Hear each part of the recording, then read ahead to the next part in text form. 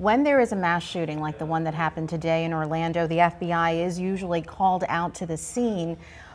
What happened, though? Because now we're hearing that the FBI is no longer involved in the investigation. Well, in the world that we're living in with respect to an active shooting call out, we implement what's called a rapid response. That means that federal, state, and local law enforcement all converge on the scene until such time as the incident is under control and that it has been properly neutralized. And then after things are sorted out, in this particular case, when we realized it was a workplace type of scenario where it was not terrorism related, the FBI then will back out of the scene unless local law enforcement, for whatever reason, needs their assistance. Speaking of the quick response, the Orange County Sheriff's Office on the scene within 2 minutes on the heels of the Pulse nightclub shooting from really almost a year ago now.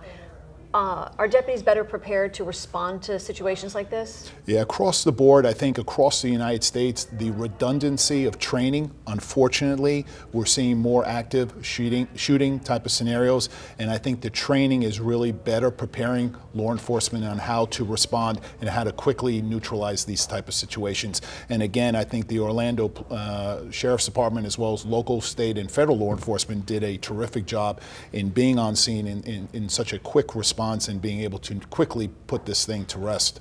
Well, right now investigators do not believe that terrorism was involved. How does the FBI rule that out? Well, certainly we know who the shooter is. He obviously was identified. He took his own life, and obviously with the witnesses who identified him as being a former disgruntled employee, I think it was quickly apparent to the FBI as well as local law enforcement with respect to this was more of a revenge type of killing or a revenge type of situation, and then the FBI was settled.